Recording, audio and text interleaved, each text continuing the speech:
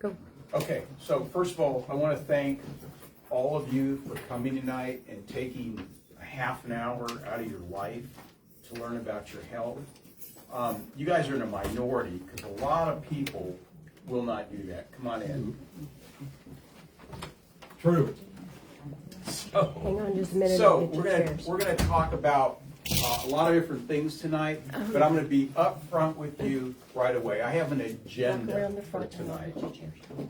and I'll tell you what my agenda Walk is. around the front Okay. and I'll pull chairs out. My agenda is to shift your thinking from this crisis-driven, pharmaceutical-driven way of looking at health to a way of looking at health that actually helps our bodies heal, and to give people hope for that can't get well, that can't bring healing or see healing come to their bodies.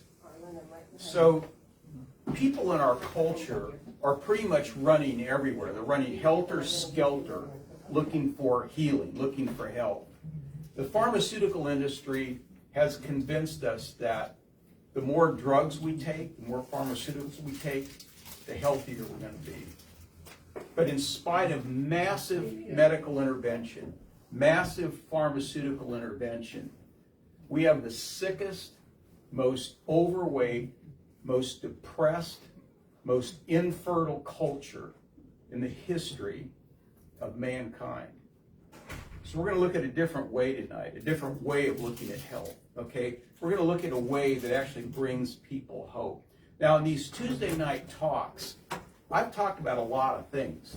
I mean, I've talked about detoxification, diet, immune system, male hormones, female hormones. I mean, I've covered it all. In fact, I have a talk coming up in August on natural health care for animals. We're going to show you how to take care of your animals. But tonight, we're going to be talking about the main thing here. How does your body work? How do you not short circuit your brain and the rest of your body? So we're going to compare the nervous system to a safety pin. And this is how I want you to remember it. The head of the safety pin is like your brain. The bottom of the safety pin is like your body. And the in-between is your nervous system. And what happens is that you have to have normal communication between the brain and the body via your nervous system.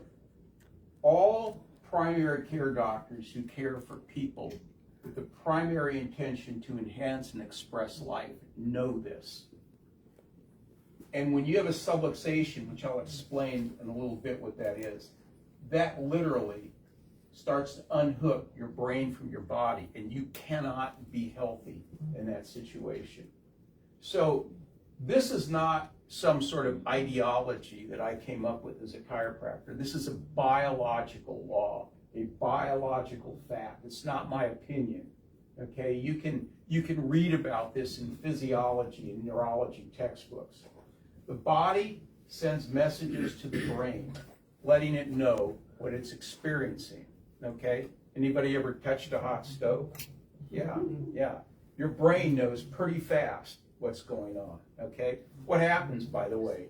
What happens almost immediately when you touch a hot stove? Take your hand off, you start getting an inflammation. Okay? It's a natural, normal process. Okay? So the body sends messages to the brain, letting it know what it's experiencing. The brain sends messages back telling the body how to adapt. These are loops of communication, okay? So you have the efferent pathway, and here's how I remember that. Efferent means like effervescent bubbles bubbling out of your brain into your body. That's how I remember that.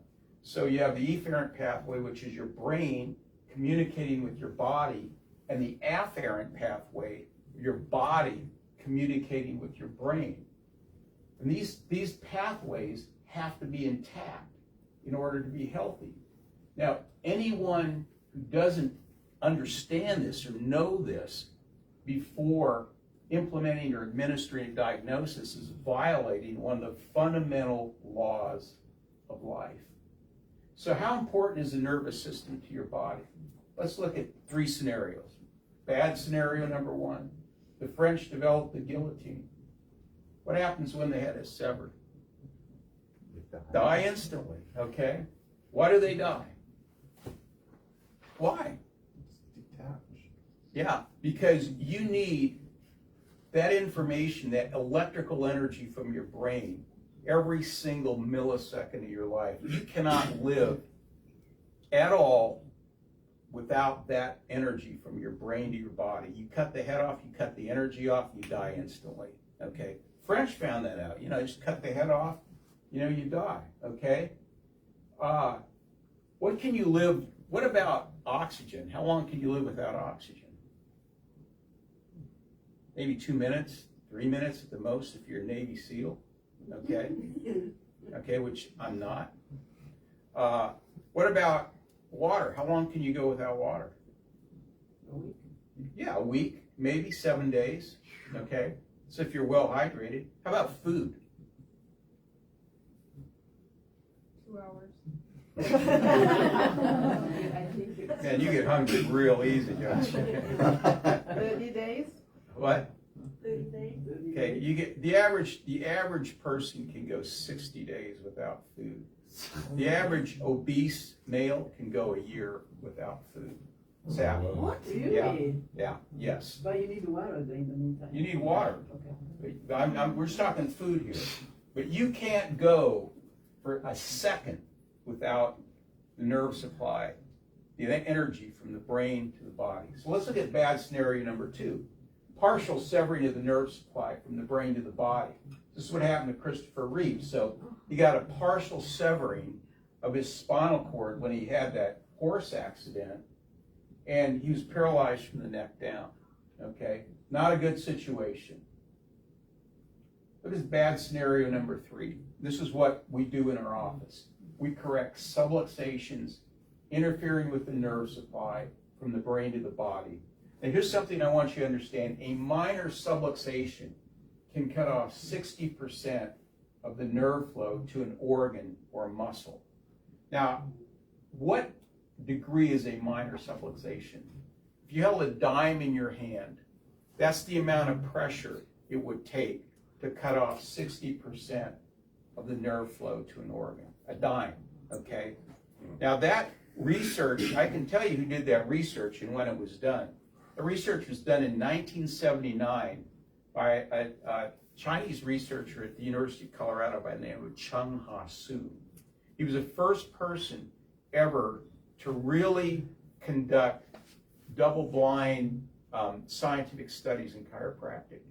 Now we have a whole plethora of people that are doing it now. We have tons. We have lots and lots of studies now. And I talk about that in another one of my talks called Science and Chiropractic.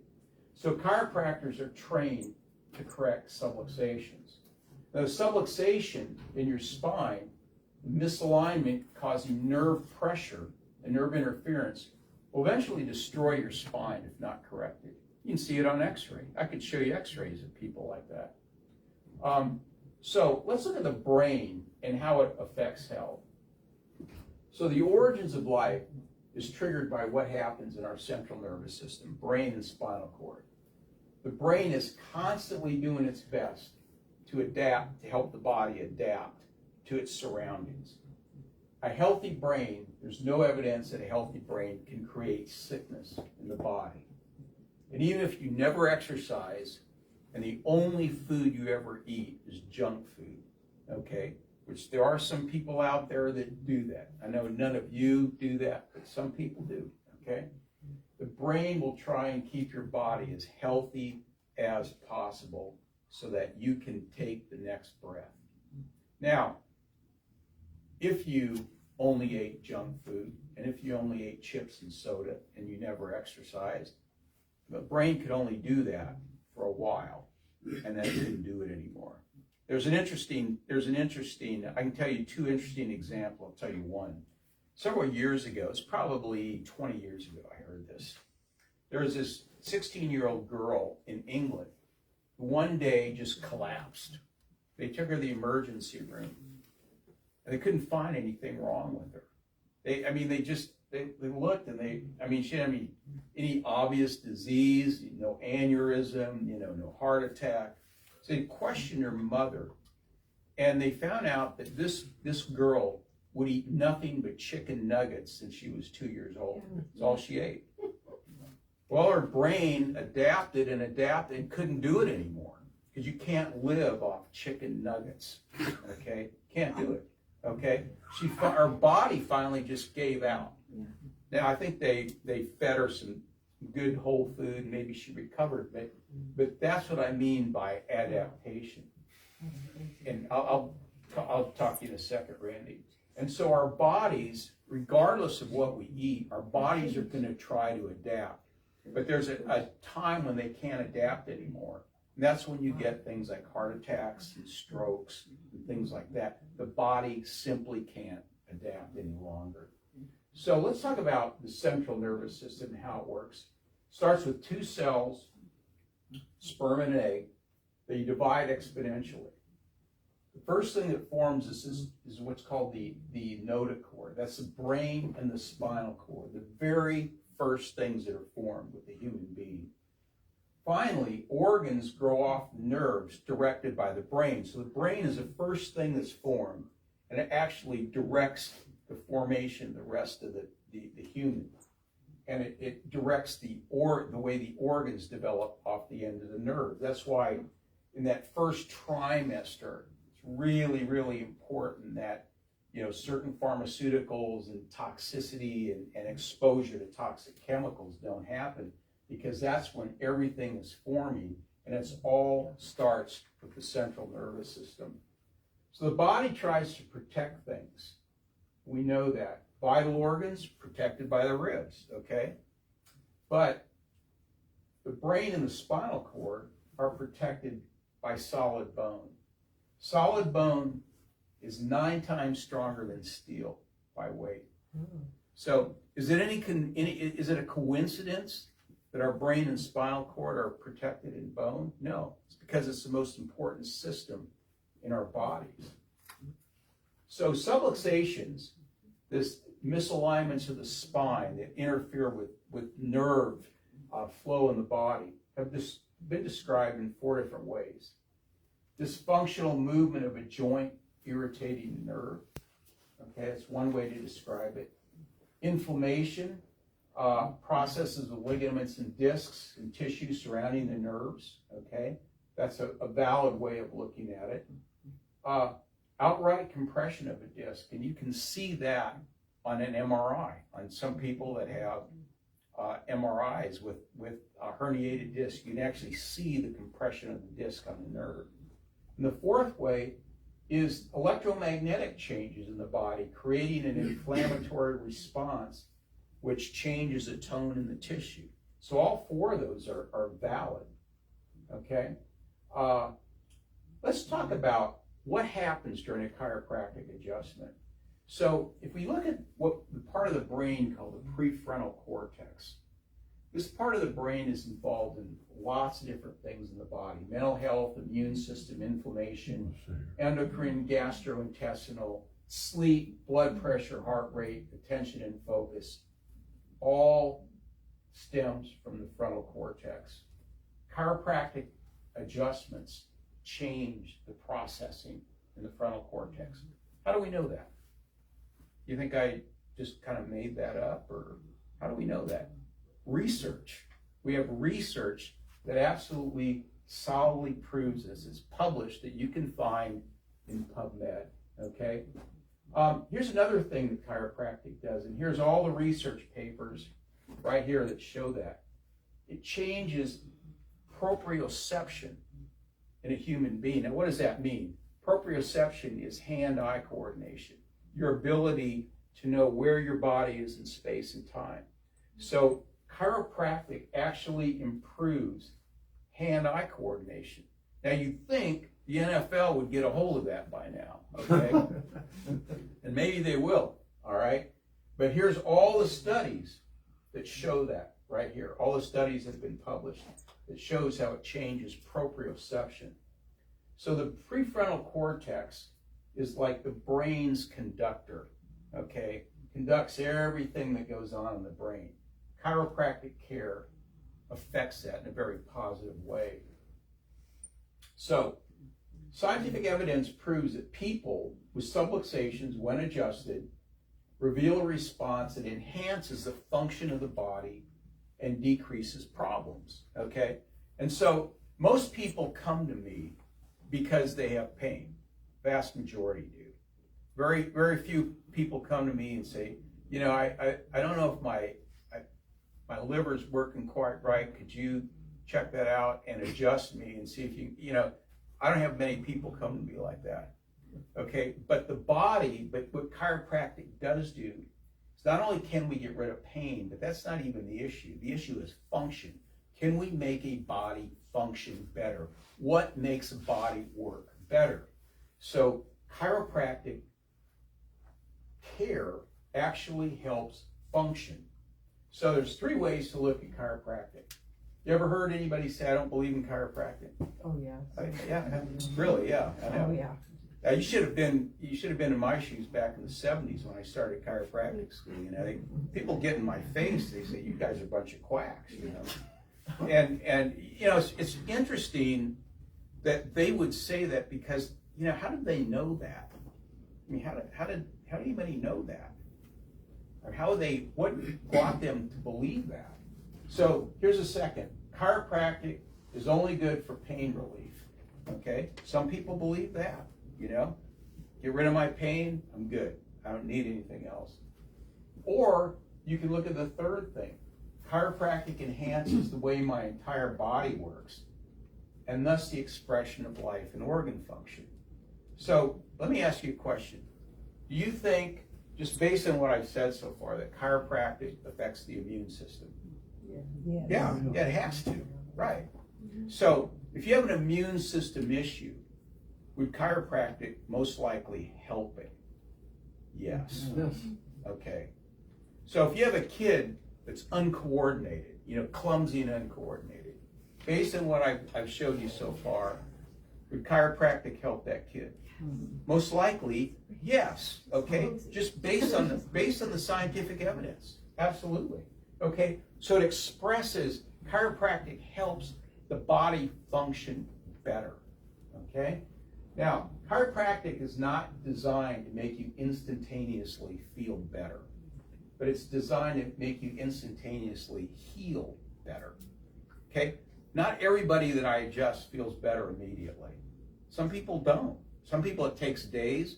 Some people it takes weeks for them to start feeling better once I start working on them. Okay? Does that mean that it's not working? No. You know, maybe there's things internally that need to be healed before their other pain goes away, because the body can only heal so much at one time. If you study the loop between the brain and the body, do you think a liver trying to detoxify the body needs information to travel from the brain to the liver at 100%? Does the liver need 100% nerve supply to work better? Yeah, it does, okay? Does the heart require 100% nerve flow without interference from a subluxation to work properly? Yeah, it does, okay? Let me tell you an interesting story about one of my patients. Not here tonight, so I'm going to talk about him. So, good guy. He came in to me because he was dizzy all the time, lightheaded, dizzy. That was his main complaint. Okay, and that you know, we started X-raying him, you know, started working on him. You know, within a few weeks, that was pretty good. So he still sees me. He's older, and so I did a re-exam on him not too long ago, and I started asking him about his symptoms, and he said, you know, one other thing that I've noticed, he never told me this. He says, you know, when I first came in here, I used to get indigestion every night, and I'd have to take things for it. He says, you know, since I've been coming to you, all that went away. Is that possible? Yeah, it's possible. Okay. Now he never told me that. He just started casually, he didn't tell me that in the beginning, he casually told me that after his second re-exam. And that's what we're talking about here, is that if you don't have the nerve supply from the brain to the body just can't work right. Now, Keith Wassum, who does a lot, he's not a chiropractor, he loves chiropractic, does a lot of great slide presentations for chiropractic said that thinking of chiropractors as only pain relief is like robbing a bank and stealing only the pens. And most banks don't even want you to take the pens. They have those little chains hooked to them, like I could want to run off with one of those things anyway, that's the way I look at it. So here's the thing. If you look at, say, medicine, the way that they look at things, you have back pain, okay, you can inject somebody with enough cortisone to reduce the swelling enough and to kill the pain enough so you don't know there's a problem there. So is that fixing the underlying cause of the problem? No. Okay. So it isn't, okay? And this is crisis care, not health care. I'm not saying that nobody should ever have cortisone. I'm not saying that. What I'm saying is that, most of what we call health care is crisis care. When you start getting cortisone shots injected into your spine, that's not really health care. So let's look at a study. This is a December 2019 study in the journal Radiology. They were talking about what cortisone does to joints when you inject cortisone into a joint. Number one is it accelerates osteoarthritis. It causes subchondral fracture. It causes osteonecrosis, which is the death and decay of bone. And it can cause rapid joint destruction with bone loss. Now, it doesn't do that every time, but it does it actually a lot more than what you'd think. Cortisone is not good for joints, okay? Now, again, I'm not saying you should never have a cortisone shot. That should be the absolute last resort. So, while the chiropractic process may be slower than a cortisone shot, it's much more in tune with your body's need to feel safe. So, do you think if your body's giving you pain, it's giving it to you for a reason? Yeah. Doesn't do it just for the heck of it. There's a reason for it. So if the oil light goes on in your car, is there a reason for that? Yeah, of course. Yeah, there is. Okay. So that's a symptom. The oil light is a symptom. The problem is what's happening with the oil in the engine. Okay. So if we just spray painted this over this, would that fix it? No. Not at all. Okay. No, it's not going to fix it. But see, when we constantly give pharmaceuticals to take care of pain, that's pretty much what we're doing. We're spray painting over an oil light and not dealing with the underlying cause of what's going on in the body. So let's look at nerves. Research has shown that, like I said, a minor subluxation can shut down 60% of nerve flow. Now here's something I want you to be able to wake up in the middle of the night and know this. Only 10% of your nerves deal with pain. Only 10%. The rest support function. So when I say support function, what do I mean by that? What is function? Anybody? Being able to move. Yeah, right. Being able to move, that's function. How about balance? You know that a huge part of your brain is involved with just you being able to balance, okay? Huge part of brain energy has to do with balance. How about running your autonomic nervous system, like your liver, your heart, your digestive system? That's function, okay? So only 10% of your nerves deal with pain. Now, if this is the case, what does this have to do with health? What does this mean for our health? This is a question I ask every one of my patients after the first re-exam. What does this have to do with health? Nobody knows? Maybe pain does not determine how healthy you are. So a lot of people think if they don't have pain, they're healthy. Is that true? No, it's not true. Only 10% of your nerves deal with pain. The other 90% deal with function. You can have a tremendous loss of function and no pain, not even know it. Okay?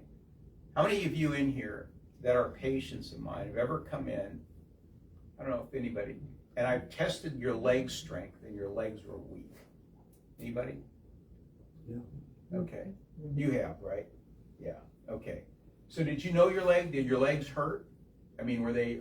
No, they didn't hurt. I tested them and they were weak. Okay. That's function. Okay. I do it. I see this every day. People come in. I test their leg strength.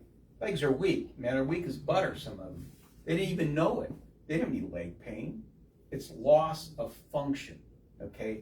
So we restore function. Now, I'm not saying pain's not important, but I'm saying that it's not an indicator of symptoms. Aren't necessarily an indicator of how healthy you are. Anybody ever had food poisoning in here? Besides me? Okay. Yeah. So if you have food poisoning, and you know it's sort of coming out both ends, is your body working properly? No. Yes, it is. It's exactly what's supposed to happen. It's trying to get rid of it. Yeah. You have massive symptoms, massive symptoms, but your body is working exactly as it should. Okay, so symptoms are not an indicator of poor health. So even if your liver is not functioning, even if your liver is only functioning at 40%, you may not realize something is wrong. You can lose about 60% of the function in your liver before you even realize there's a problem there. You know, and I've seen it. I've seen people come in with very fatty livers that have normal liver enzymes. You know, and there's a problem in the liver. Okay, an individual who has a nervous system as free of interference as possible can fight off infections or sickness much easier. You think if your nervous system is functioning better, it'd be easier to fight off COVID? Yes. Okay. You know, here's an interesting fact. No extra charge for this, by the way. Okay. Do you know that the United States has 4% of the world's population that had 16% of the world's COVID deaths? Okay. Why is that? Why? Anybody know? Anybody? You should know that. Probably because we're the It unhealthiest. was unhealthiest nation. What? We're the unhealthiest. Yeah, because everybody's walking around inflamed in this country because of the way they eat. Okay, where they're so pre-inflamed, you cannot be healthy if you have inflammation. You eat too much sugar, too much seed oil, vegetable oil, Processed foods. processed food. Everybody's so inflamed. That's the reason why. Okay, so let's look at kids for a second. So children are subluxated, may not feel pain, and I take care of kids, take care of a lot of kids actually. They have chronic colds, allergies, behavioral issues, ear infections, sore throats, bedwetting. All of that can stem from subluxations. When you clear that out, those kids are a lot healthier. So this is an article in a prominent neurobiology journal in 2014. They stated this is interesting, this is not a chiropractic journal, saying that when you have a subluxation, the upper part of your neck, okay, that affects your cardiovascular system, your respiratory system, and everything that the autonomic nervous system affects. So I had a question up there, what subluxation has the most profound negative effect on the body? It's the one right up here, C1, C2, okay? And this is one I correct on all my patients that have it, which is most of them, okay? Has a profound effect on the body. So this is one of the reasons that's difficult to understand how chiropractic works, because the nervous system it deals with function, and so when do we stop brushing our teeth? Like at age 50? Is that like not doing it anymore? Okay. No, we do it as long as we want to keep our teeth, right? As long as you don't have false teeth. Yeah, right. You don't want that. You know. When do we stop loving our family? Like at age 60? You know, we never stop. Okay. So you don't have to see a chiropractor. You can just see a chiropractor just to get rid of pain if you want to. You don't have to go back over and over. But here's the thing. If you want to be healthy, you want to keep your spine and nervous system as good as you can, just like you want to keep your teeth as healthy as you can, which is why you floss and you brush, you try and eat healthy, keep your teeth healthy. I don't know about you, I want to keep my teeth till I die. Okay, when they put me in the casket, I want my real teeth in there, you know, and I want all my organs, and I want my real joints. Okay, I want all of that. All right, and so that's why I get adjusted every week.